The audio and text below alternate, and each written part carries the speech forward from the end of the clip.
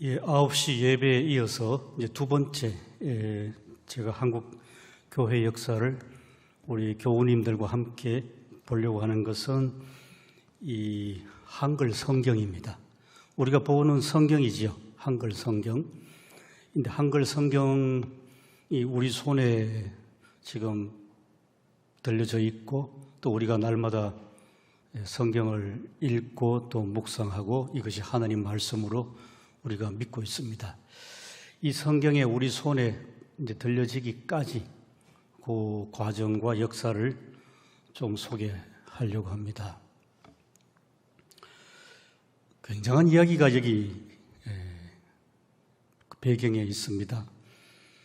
먼저는 이제 목사님께서 말씀하신 것처럼 6월은 나라사랑의 달입니다.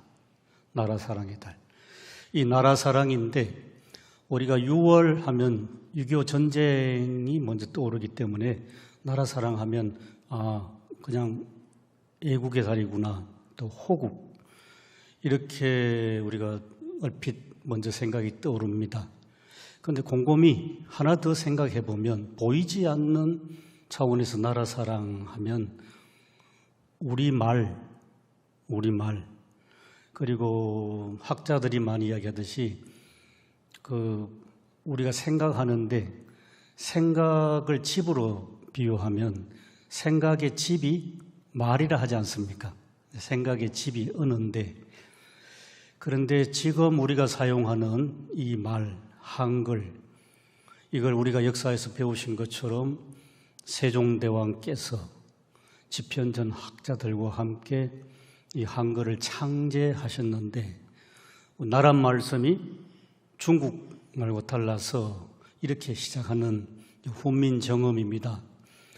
그런데 한글을 창제해 놓고 나서도 그 이후로 수백 년 동안 한글이 잘 발전되지 못했습니다.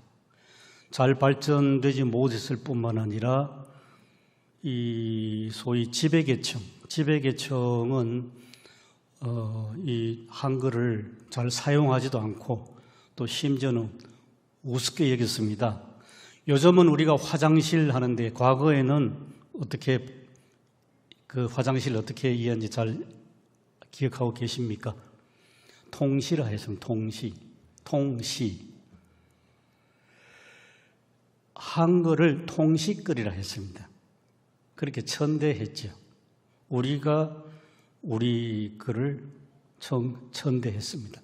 세종대왕께서는 큰 뜻을 품고 이 훈민정음을 만드시고 뿌리 깊은 나무는 바람에 흔들리지 않는다는 그런 말씀까지 하시면서 한글을 아주 정말 창제하셨는데, 그 이후에 후손들은 한글을 사용하지 않고 또 한글을 우습게 생각하고, 그러다 보니까 여전히 중국 언어인 한문, 한자가 우리의 정신을 지배하고 우리 문화를 지배했습니다. 지난 그러니까 9시 예배 때 좀 소개했습니다마는 이러한 지배 문화가 무너지게 되는 것이 19세기 말, 특별히 이 전쟁, 청일 전쟁 그 이후로 급격하게 무너지기 시작을 하면서 조금씩 한글에 관해서 눈을 뜨기 시작을 했습니다. 그런데 이때 선교사들이 복음을 전하기 위해서 우리나라에 왔습니다. 특별히 이제 영어를 하는, 미국말을 하는 그런 선교사들입니다. 그분들이 편하게 선교하기에는 어떤 말을 해야 되겠습니까? 당연히 영어 아니겠습니까? 요즘처럼 지금 우리 20세기 후반부터 교육을 해도 영어 몰입 교육, 또 교회에서 어떤 교회에서 예배드려도 영어 예배, 영어가 굉장히 중시되면서 학교 공부도 그렇고 대학 입시도 그렇고 막 완전히 영어 중심으로 가다 보니까 오히려 우리말 국어에 대해서 좀 등한시 여기는 바가 없지 않아 있습니다. 그렇지만 여기서 우리가 한번 얼핏 지나가면서 한번 생각해 보시기 바랍니다. 실제로 우리는 생각을 영어로 합니까? 우리말로 합니까? 당연히 우리말로 해야 되죠. 말씀드린 것처럼 생각의 집이 말, 언어라면 우리말로 생각을 한다면 표현도 우리말로 돼야 되지 않습니까? 그러니까 지금 우리 시내 나가보면 온통 간판도 영어로 마치 도배한 듯한 그런 겁니다. 심각하게 곰곰이 생각해 봐야 할 주제입니다. 그런데 100년 전으로 좀 100년 더 이상으로 올라가면 선교사들이 우리나라에 왔을 때에 자기네들이 편하게 복음을 전하려면 영어입니다. 영어기 때문에 우리나라 사람들에게 당신들 기독교인이 되려면 영어부터 배우세요. 그렇게 해야 되지 않겠습니까? 그렇게 하지 않았던 데서 우리가 굉장히 중요하게 생각합니다. 선교사들이 우리나라에 들어와서 우리말을 배워야 했습니다. 우리말을 배워야 하고 그리고 영어와 우리말이 전혀 이제 관계성이 없는데 어렵게 우리말을 배우고 1년에 몇 차례 언어 시험을 치고 그렇게 해서 선교 사역에 시작을 하게 됐습니다. 말이 다른 것은 생각이 다른 거고 생각이 다른 것은 모이면 문화가 다르지 않습니까? 언어가 다르고 문화가 다르고 역사적 배경이 다른 이 극동, 이 조선에 와가지고 선교사들이 복음을 전하는 것은 엄청 힘들고 어려웠습니다. 그런데요, 이 선교사들이 우리나라에 들어와서 그 어려운 한글을, 우리말을 배우면서 한자가 아니고 한글을 먼저 배우면서 그들의 선교 현장인 우리나라, 그 당시 조선의 말과 조선의 정신, 조선의 문화까지도 먼저 이해하려고 했습니다. 그런데 하나만 더 말씀드리면 그 당시에 우리나라는 말씀드린 것처럼 우리말임에도 불구하고 한글을 우습게 생각했습니다. 우습게 생각했습니다. 통시글이라고 여겼습니다. 그러다 보니 한글이 전혀 발전되지 않았습니다. 문법도 제대로 체계도 갖추지 아니하고 심지어는 맞춤법도 맞지 않았습니다. 제대로 형성되지 않았습니다. 예를 들어서 말씀드리면 선교사 언더우드가 우리나라에 와서 1885년에 왔습니다. 와서 이제 한글을 배워야 되는데 한글이 제대로 갖추어지지 아니한 언어이기 때문에 우리말을 정리해가면서 우리말을 배웠습니다. 뭘 만드는지 아십니까? 언어의 기초는 우리 국어 배우면 국어 사전이 중요하지 않습니까? 언더우드가 한영사전, 영한사전을 만들었습니다. 5년 동안. 단어 한 10,000개 정도가 정리되었습니다. 완성되고 선교사 게일도 그렇고 헐버트도 그렇고 이 선교사들이 이렇게 서로 합쳐하기도 하고 혼자 하기도 하고 그런 식으로 우리말을 단어 정리부터 해주면서 우리말을 배웠습니다.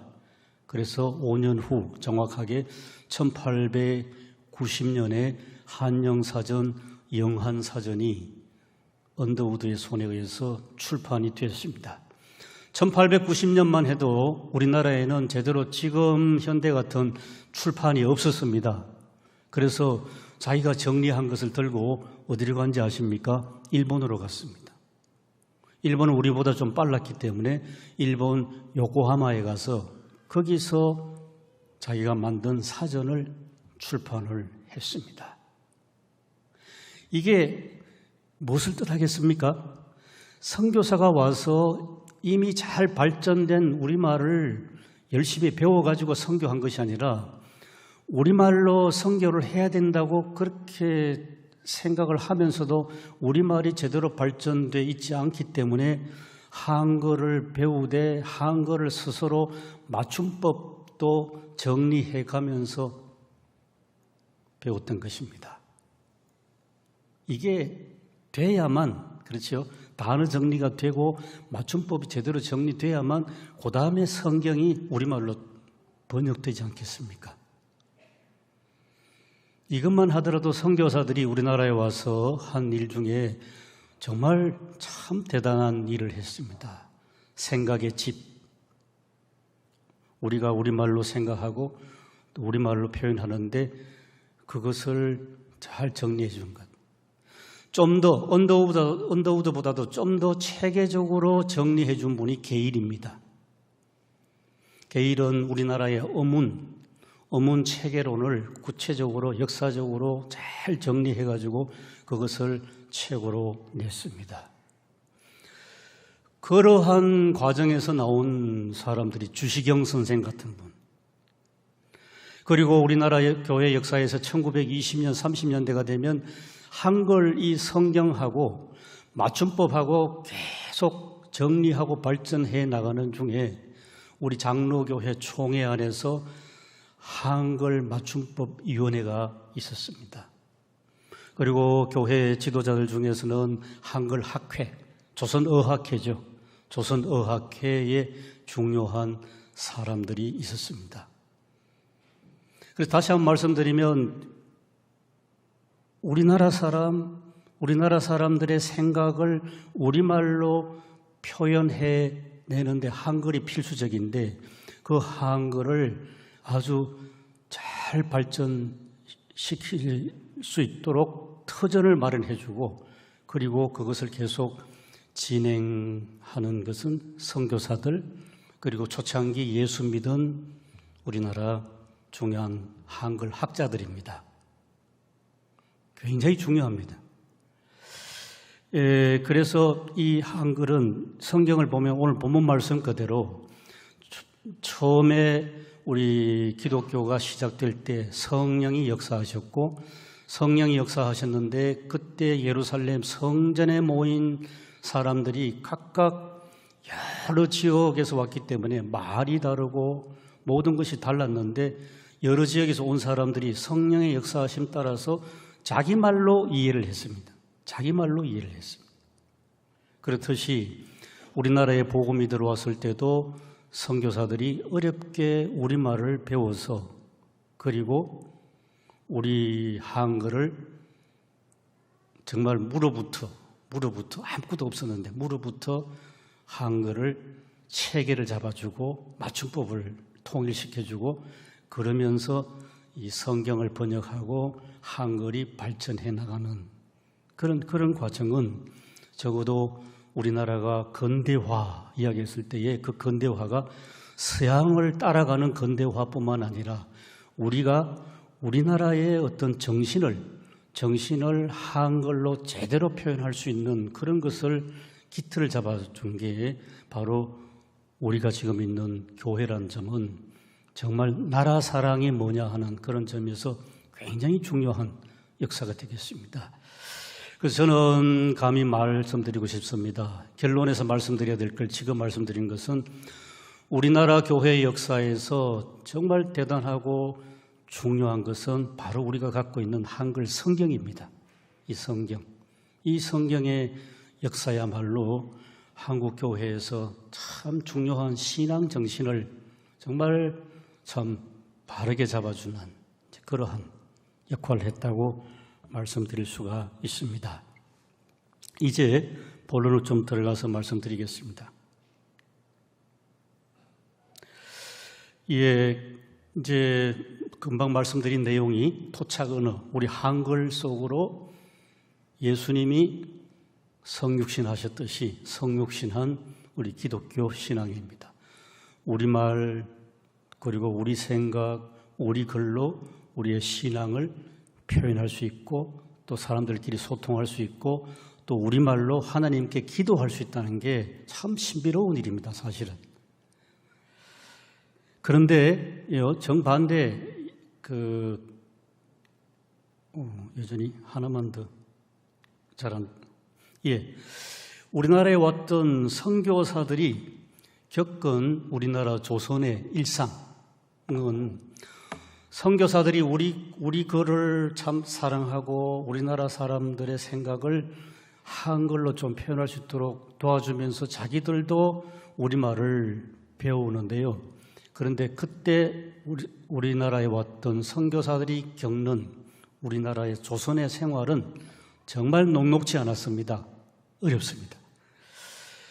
제가 여기 썼습니다. 게일, 선교사 게일은 캐나다 출신입니다. 토론토에서 대학을 졸업했습니다. 그리고 우리나라로 선교사로 올 때는 뭘 넘어와야 되겠습니까? 토론토에서 로키 산맥을 넘어서 밴쿠버로 와가지고 거기에서 또 배를 타고 태평양을 건너서 요코하마로 해서 그리고 우리나라 동네를 거쳐서 제물포로 해서 서울로 들어오는 그 노정입니다. 한 2-3달 걸렸답니다. 참 젊은 게일이 이제 대학을 막 졸업하고 선교사로 우리나라에 와서 첫날 밤을 지냈습니다. 그리고 아침에 눈을 뜨니까 더 이상 캐나다는 아니고 이제는 조선이었습니다.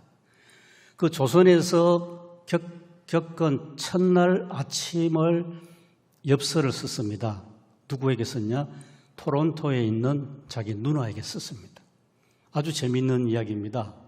제가 좀 본대로 들려드리겠습니다. 누나야, 이 조선에 오니까 참 낯설고 재미있는 경험을 처음부터 한다.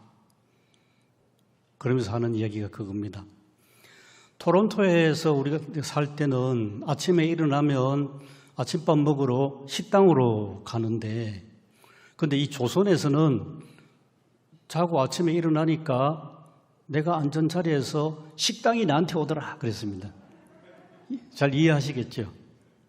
지금은 아파트에 다 사시니까 뭐 식당도 있고 식탁도 있고 그래서 우리도 이제 서구화됐습니다만은 옛날에는 안방에서 모든 걸 다 해결했지 않습니까? 잠도 거기서 자고 밥도 거기서 먹고 심지어 밤에는 화장실도 거기서 해결하는 그런 가옥 구조입니다. 이게 벌써 선교사들이 뭡니까? 재미있는 표현으로 식당이 나한테 걸어온다 했지만은 실제는 굉장히 이질적이죠. 처음 낯선 경험을 하는 겁니다. 그 선교사들이 우리나라에 왔을 때 이미 익숙한 것은 다 하나도 없고 이질적이고, 그리고 우리나라에서 살아가는 것이 선교사들 글들을 보면 우선에 불편합니다. 굉장히 불편합니다. 불편하고 불편을 넘어서 그 다음에 불결합니다. 마당에 들어서면 퇴비한다고 다 해놨으니까 이 사람들 보기에는 막 오물구덩이입니다. 오물구덩이. 그리고 하수도 시설이 제대로 돼 있지 않아가지고 막 거기에 이끼가 끼고 하는 게 온통 다 병균으로 세균으로 보이니까 비위생적입니다. 그때 당시 우리나라는 그랬습니다. 상하수도 시설이 전혀 없었지 않았습니까? 그런 우리 조선의 일상을 살아가야 하고 거기에 적응하는 선교사들은 엄청 힘들게 적응하기 시작합니다. 제가 사진 몇 장을 그냥 빨리빨리 보내드리겠습니다. 우리나라 사람들이 어떻게 살아갔는지.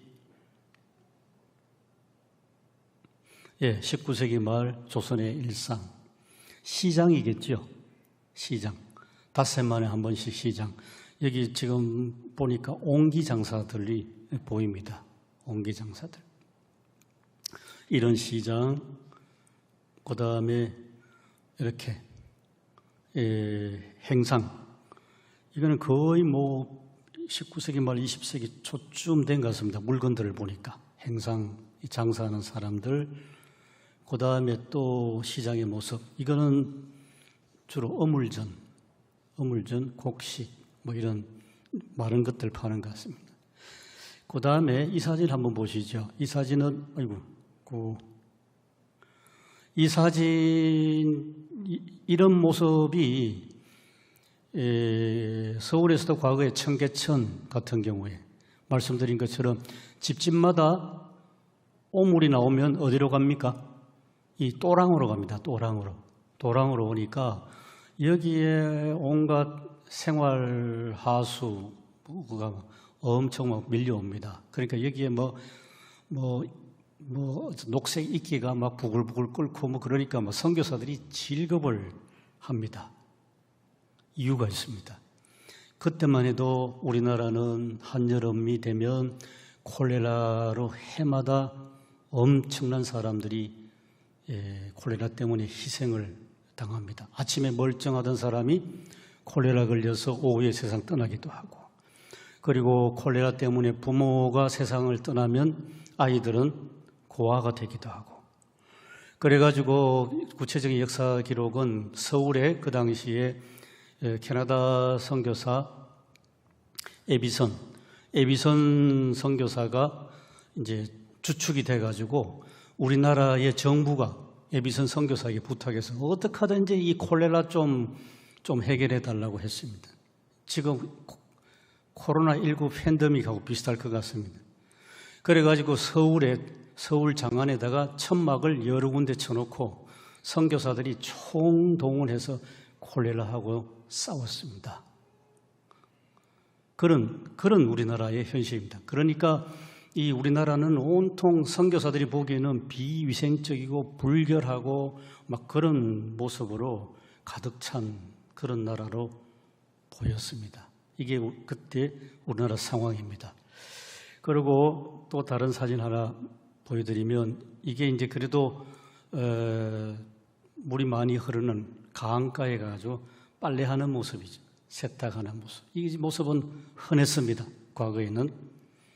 그리고 이 모습은 아마 거의 철로가 놓인 걸 보면 20세기 초반 사진 같습니다. 남대문 전차가 다니는 전차길 보이시죠? 네. 여성들은 어떻게 합니까? 출입이 자유롭지 않아가지고 소위 장옷이라고 머리까지 뒤집어 쓰고 다니는 그런 시절입니다. 그래서 정리를 해봤습니다. 선교사들이 우리나라에 와서 살아가는 일상 정리해 놓은 겁니다. 첫 번째로 잡곡밥, 보리밥 엄청 많이 먹습니다. 소위 말해서 반찬은 별로 없지요. 반찬은 별로 없고 밥을 엄청 먹습니다. 고봉이라 하지 않습니까? 고봉, 밥그릇보다 훨씬 더 높은. 선교사들이 이렇게 보니까, 항우산을 보니까 참 기가 막힙니다. 체구는 조그만하고 지금보다 훨씬 작지 않았겠습니까? 그런데 지게에 짐을 지고 가는 거 보니까 자기 몸체에 막 몇 배나 되는 무거운 짐을, 지게짐을 지고 갑니다. 그 선교사들이 가만히 보다가 저 힘이 어디서 나올까 생각하다가 그런 말을 했습니다. 저 한국 사람들이 체구는 작은데 힘은 엄청 좋은 걸 보니까 저 힘이 고추장에서 나온다. 그분들은 고추장을 잘 못 먹으면서 그런 이야기도 했습니다. 그래서 잡곡밥에 고추장에, 그리고 김치를 잘 몰랐기 때문에 그저 소금에 절인 배추를 많이 먹는다. 그런 이야기를 했습니다. 아마 김치도 요즘 우리가 먹는 김치하고는 상당히 좀 달랐던 것 같습니다. 그때만 해도 소위 백김치라고 양념이 그렇게 들어가지 아니한 그런 김치를 100년 전에 먹었던 것 같습니다. 선교사들이 우리나라에 와서 제일 힘들어하는 것이 방바닥에 양반다리로 앉기입니다.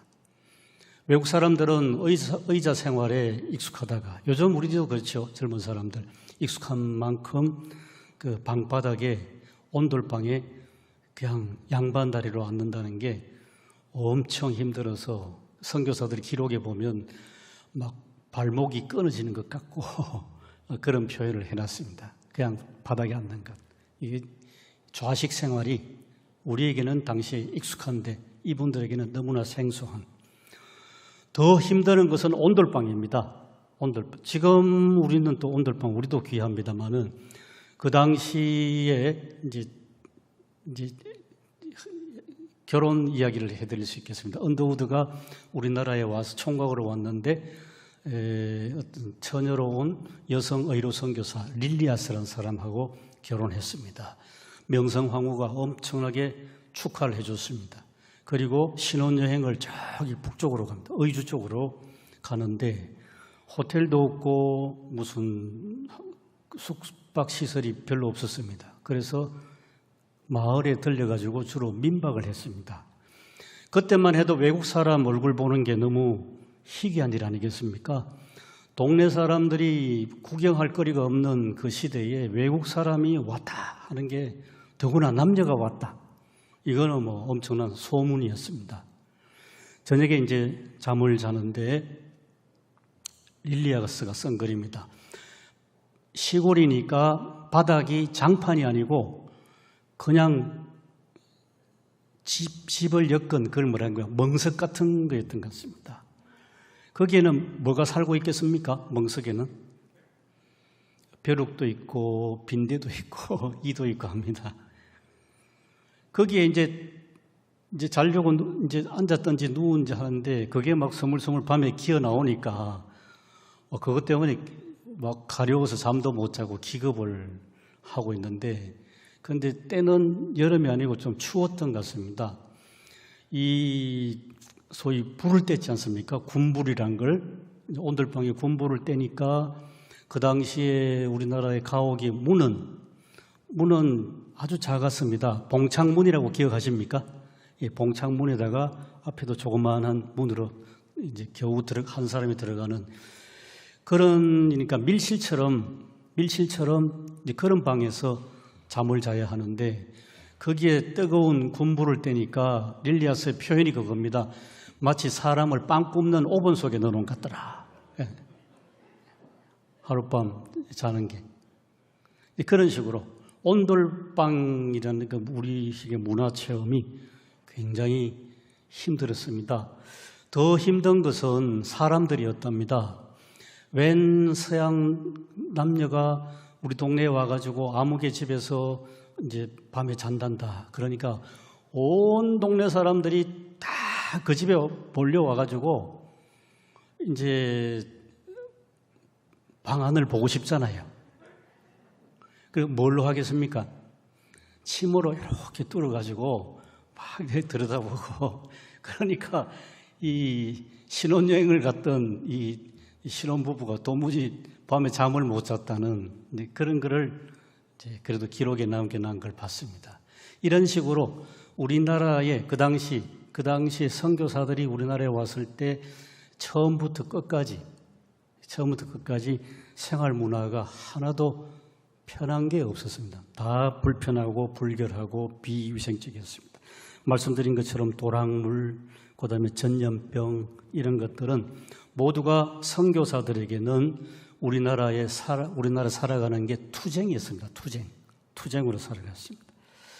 그래서 제가 여기 그대로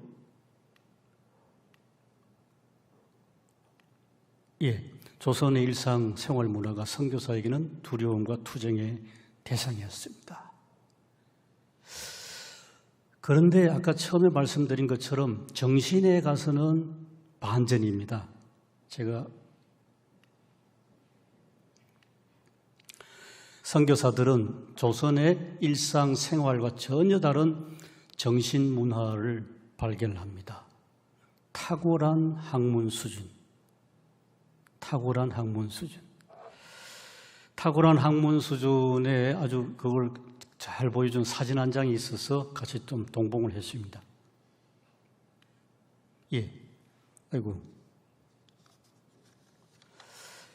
뭐 긴 설명 필요 없지요.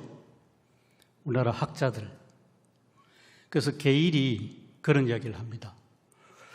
조선에 와서 보니까 일상생활은 우선 가난하고 불편하고 불결한데, 그런데 그 속에 들어가서 정신문화를 보니까 굉장히 탁월하고 수준이 대단하다는 겁니다. 그래서 그분 말을 그대로 제가 인용하면요, 영국의 옥스포드 대학보다도 훨씬 더 이 나라의 학문 수준이 높다.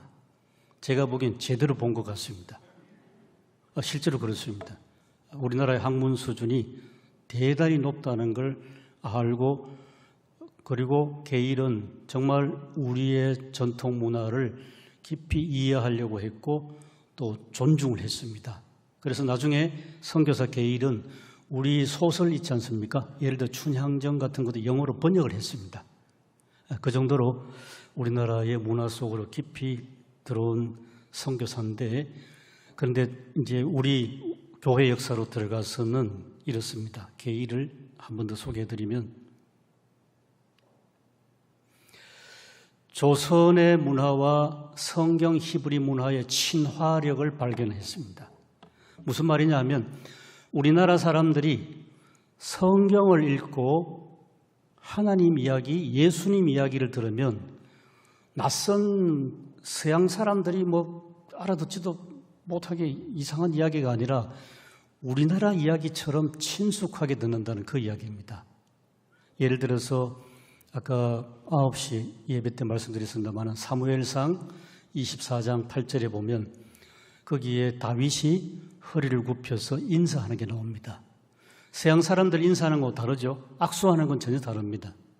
인사를 하는 것, 샬롬 하는 것이 우리나라에 밤새 안녕하셨습니까? 잘 주무셨습니까? 아주 공손하게 인사하는 이 예절 문화가 이 성경의 문화하고 우리 문화하고 너무 가깝기 때문에 성경을 읽으면 꼭 우리나라 옛날 이야기 있는 것처럼 그렇게 친숙하다는 그런 얘기를 게일이 했습니다. 그 다음에 예를 들어서 이부자리 문제입니다. 마태복음 9장 5절에서 7절 보면 예수님이 환자를 고쳐주시고 하시는 말씀이 내 침상을 들고 가라 했죠. 내 이부자리를 누웠던 이부자리 들고 가라 했습니다. 그때 게일은 자기가 캐나다 살 때는 이 말씀을 잘 이해 못했답니다. 왜?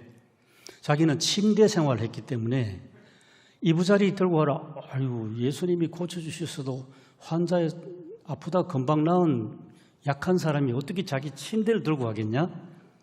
자기 이해 못했답니다. 그런데 한국에 와서 보니까 너무 간단한 겁니다. 이게 온돌방에서 그냥 쫙 폈다가 자고 아침에 일어나서 싹 깨고 너무 이 간단한 이부자리를 보고 비로소 내 침상을 들고 가라 하는 것이 잘 이해됐다고 그런 이야기합니다. 이처럼 서양 사람들에게 익숙한 그들의 침대 문화보다도 한국 사람들이 잠자고 일어나는 그 일상 문화가 훨씬 더 성경을 이해하는데 가깝다는 예를 많이 드러났습니다.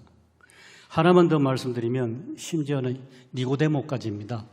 니고데모가 요한복음 3장에 보면 예수님을 찾아왔을 때 언제 왔습니까? 낮에 왔습니까? 밤에 왔습니까?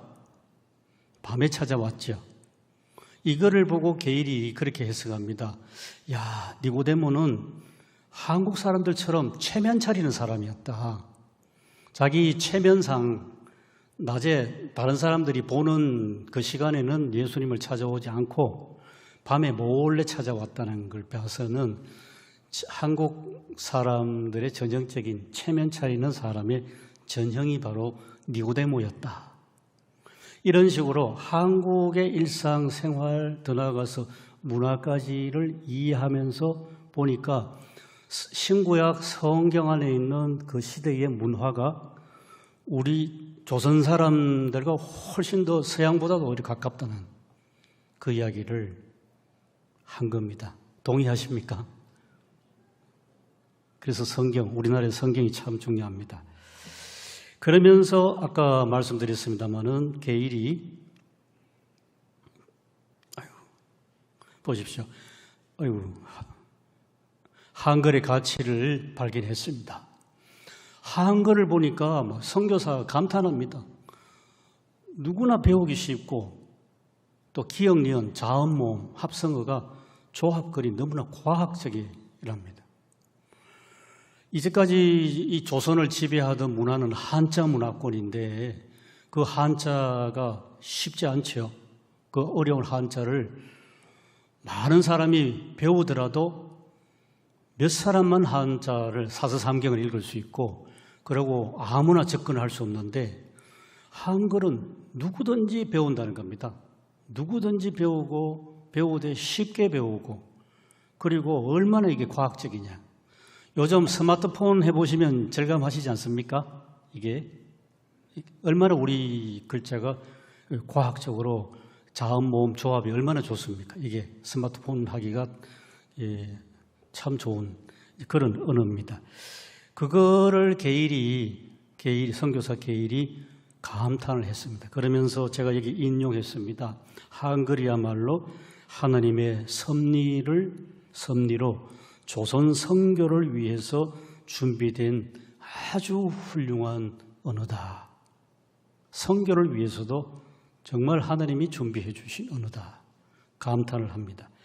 그러면서 한글 문법을 연구하고 사전 제작, 아까 말씀드렸습니다. 그거 표지를 제가 사진을 찍었거든요. 예, 이겁니다. 이제 책이 제가 4권인데 읽으실 수 있겠습니까? 한영자전. 한글에서 영어로, 영어에서 한글로 사전을 만들고, 그 다음에 한영 문법, 제 눈에는 오른쪽인데 가장 아마 왼쪽이 되겠습니다. 문법, 문책의 연구고, 그 다음에 또 하나는 이제 성경 번역이고, 이런 식으로 우리 언어를 잘 연구를 해서, 그래서 맞춤법이 통일되고 어문체계가 잡혀 있고 이런 것들을 깊이 한 것이, 그 다음에 이어지는 것이 성경을 우리말로 번역하는 겁니다. 그 다음에 이어지는 성경을 우리말로 번역하는 겁니다. 그 다음에 좀 바꾸어서 말씀을 드리겠습니다. 성경 번역은 우리나라에 온, 금방 말씀드린 것처럼 언더우드라든지 게일이라든지 이런 선교사들로부터 성경 번역이 시작된 것이 아니고 이미 만주에서 먼저 시작됐습니다. 만주에서.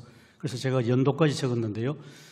우리나라 이 제물포에 온, 정식으로 비자 받아 온 선교사가 1885년인데 그보다 7년 전에 만주에서 스코틀랜드 선교사, 사진에서 보시는 것처럼 잔 로스란 분이 우리나라 사람들, 서상윤 그리고 여러 사람들입니다. 한 10명쯤 되는데 이분들과 성경을 우리말로 번역하기 시작했습니다.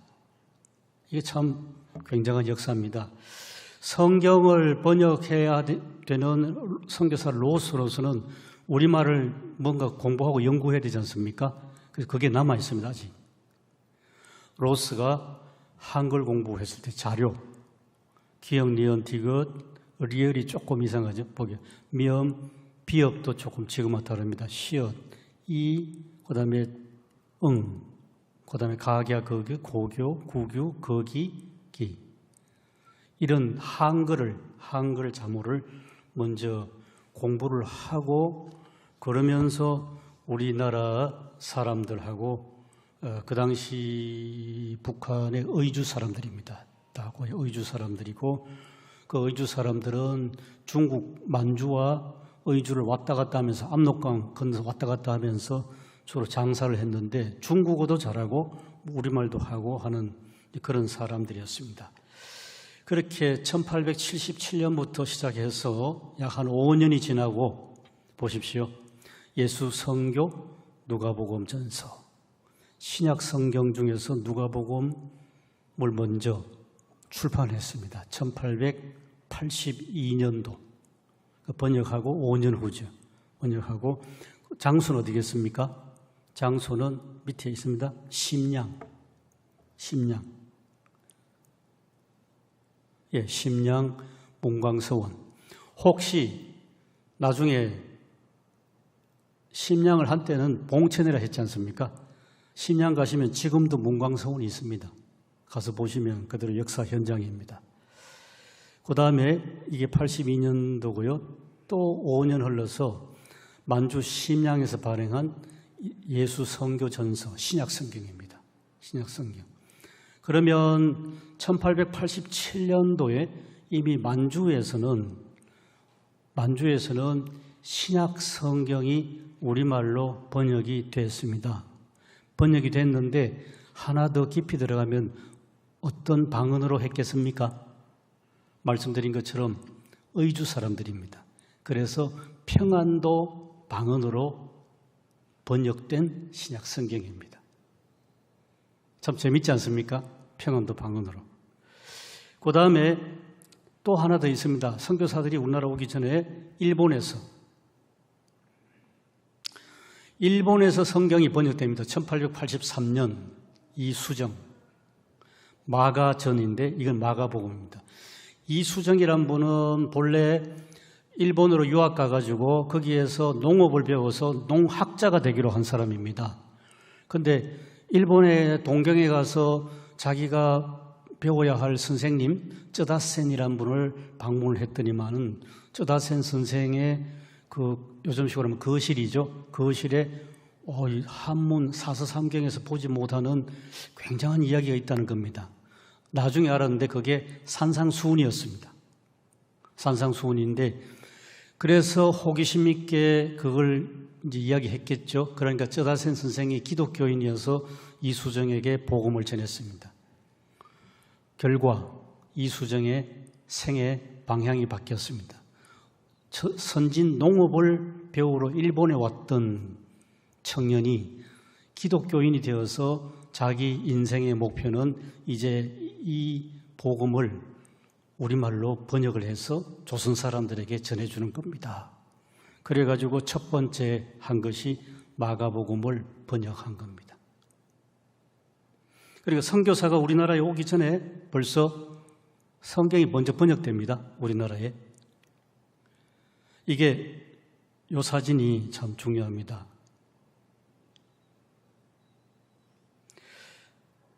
하나만 더 다시 돌아.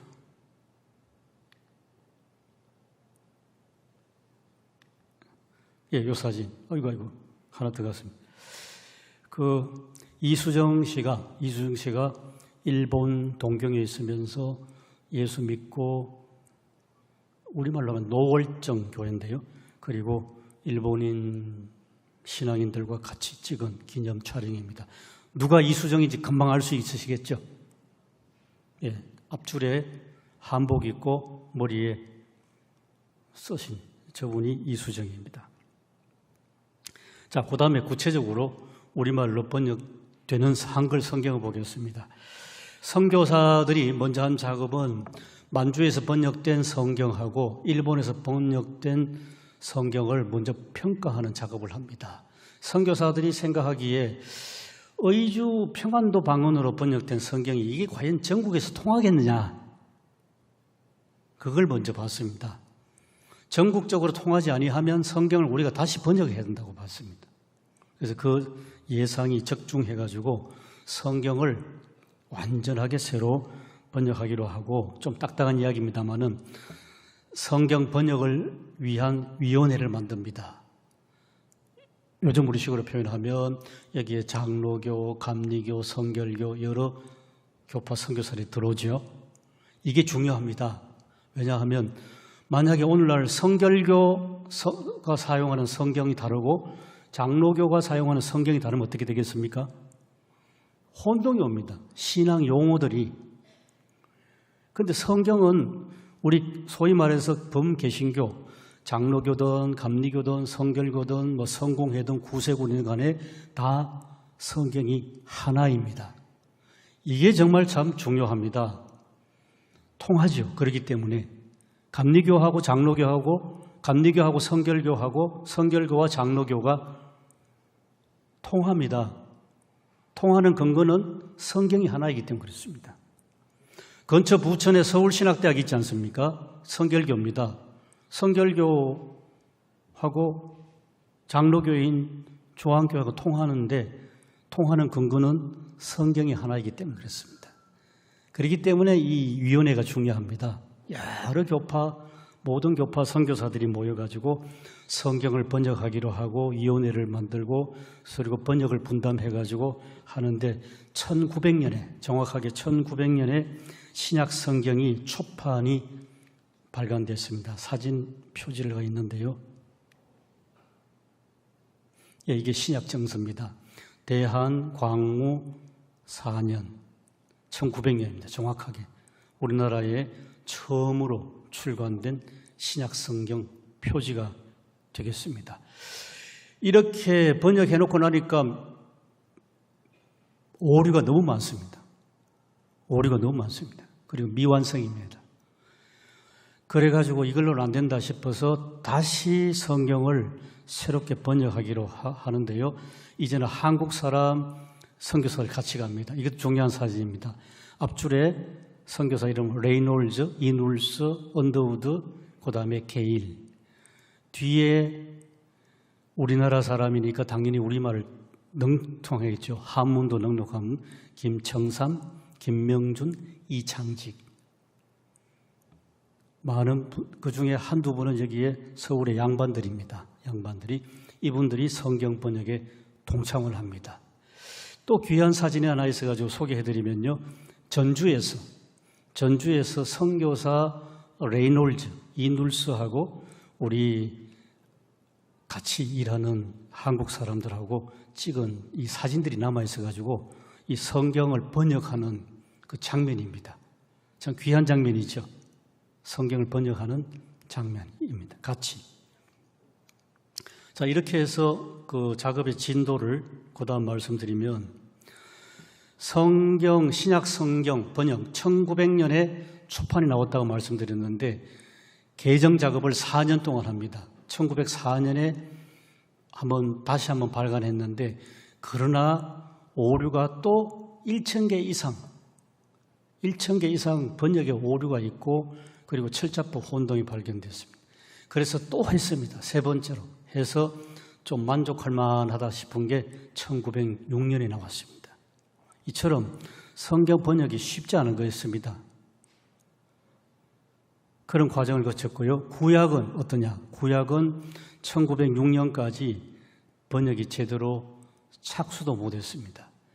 그래서 본격적으로 1904년부터 했는데 1911년도에 비로소 구약 성경이 완전히 번역이 돼서 출간됩니다. 그러면 이제 신구약 두 개 합치면 되겠죠? 그래서 여기 적어놨습니다. 예, 이게 1911년도에 발간된 신구약 성경전서입니다.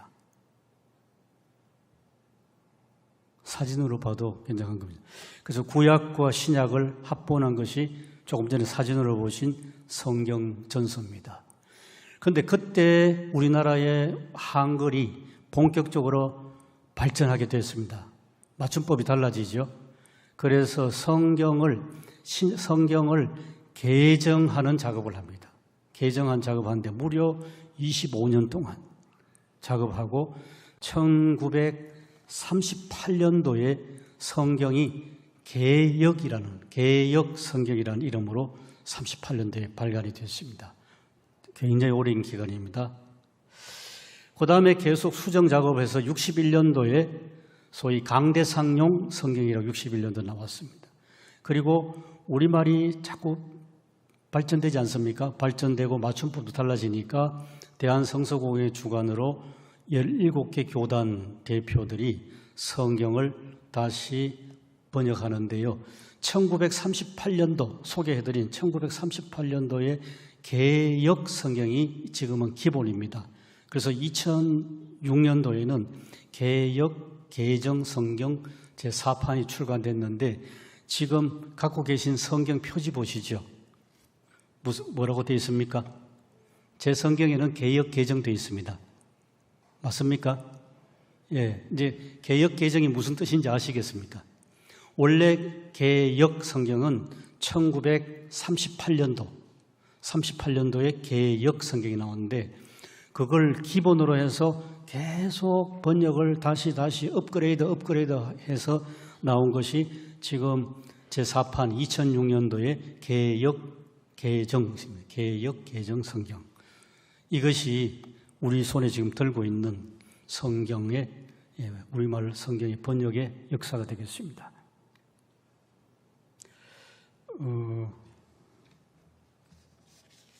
이제 다 돼갑니다. 그 다음에 성경을 번역을 하고 그 다음에 이제 성경을 보급해야 되지 않습니까? 이제 마지막에 소개해드리면 성경을 번역하는 과정에서 번역된 성경은 계속 보급을 해야 되니까 성경을 들고 다니면서 보급한 사람을 권서라고 합니다. 권서. 우리 역사의 권서인데 권서의 한 모습입니다.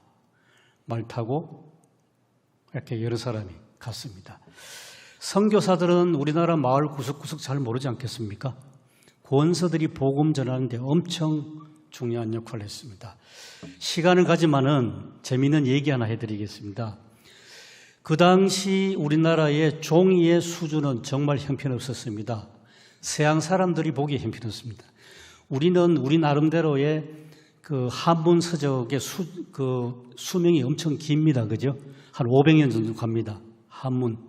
그러니까 그 한문 문종이로 만든 책이 한 500년 정도 가는데 우리나라의 근대화되면서 지금의 출판은 서양에게 비하면 훨씬 못 미치겠죠. 그래서 그 당시 1905년도에 성경이 우리말로 막 번역이 되면서 출판된 것은 우리나라에서 하지 않고 말씀드린 것처럼 대영 성서공회 주로 많이 했습니다. 주로 종이를 영국서 가져왔습니다. 그러니까 종이 질이 엄청 좋습니다. 얇고 성경 종이 질이 하니까 포켓용으로 신약을 딱 만들면 그 포켓용 신약 성경이 이 주머니에 들어가기 참 좋습니다. 그래서 예수 안 믿는 사람들도 그 성경을 아주 좋다고 가져가는데 주로 어디에 많이 쓰겠습니까? 그 당시에 종이가 없던 시절이어서 화장실에서 성경을 화장실에서 예수 안 믿기 때문에 또 좋아하는 사람들이 있습니다. 담배 피우는 사람들. 그때는 담배가 지금처럼 이렇게 나오지 않고 이렇게 잎담배만 있어서 말아 피우지 않습니까? 그래서 거기에도 제가 어느 목사님한테 들은 얘기입니다. 잎담배를 즐겨 피우는 한국 사람들 중에 포켓도에서 한 장 쪽 째가지고 침 발라서 담배를 말아서 피운답니다. 그렇게 하다가 성경을 하나 째서 이제 침을 바르는 중에 성경 한 구절에 딱 부딪혀가지고 그만 그게 복음이 역사해가지고 그때 예수 믿은 사람이 있답니다. 하나님은 참 다양하게 역사하신다 하는 말씀. 이게 그저 그런 이야기가 아니라 제가 직접 들은 얘기입니다. 이거는 그런 역사가 있었습니다. 하여튼 그런 뒷이야기도 있습니다. 성경 보급. 하나만 마지막 사진입니다. 이게 이제 권서들이 시골에서 사람들에게 예수 믿으라고 복음 전하면서 그리고 성경을 이렇게 전하는 이제 그런 사진이 남자 두 분이고 그리고 전도 부인이라고 있었습니다. 여성들도 예수 믿고 복음을 전해야 되겠다 하시는 분들이 보십시오. 그 가방을 책이 무거우니까 어깨에 매는 가방을 메고 그리고 복음을 전하는데 그냥 예수 믿으세요 할 뿐만 아니라 성경을 어느 정도 가르칠 수 있는 교육을 받은 사람들입니다. 이런 사람들 전도부인이라고 합니다. 전도부인 사진이 하나 있어서 그것도 좀 소개해 드립니다. 자, 마지막으로 정리하면서 이런 말씀 드릴 수 있습니다. 130년 이상 된 우리 장로교회입니다. 한국교회의 역사는 오늘도 교회 광고 봤습니다. 성경 통독. 이 성경, 하나님 말씀을 사랑하는 성경 중심의 한국교회. 그렇게 정리하면 딱 맞는 정리가 될 것 같습니다. 한번 기도드리겠습니다. 하나님 아버지, 복음이 우리나라에 전파되면서 글을 잘 모르는 사람도 쉽게 글을 배우고 생각을 표현할 수 있는 한글도 발전하게 해 주셔서 참 감사합니다. 이 한글로 우리의 신앙을 표현하고 또 하나님께 기도할 수 있는 한글이 되게 하여 주셔서 감사드립니다. 이 깊은 하나님의 은혜의 역사 속에서 오늘날 우리들에게 주어진 하나님의 말씀, 성경을 우리가 깊이 묵상케 해 주시옵소서. 예수님 귀하신 이름으로 기도드렸습니다. 아멘.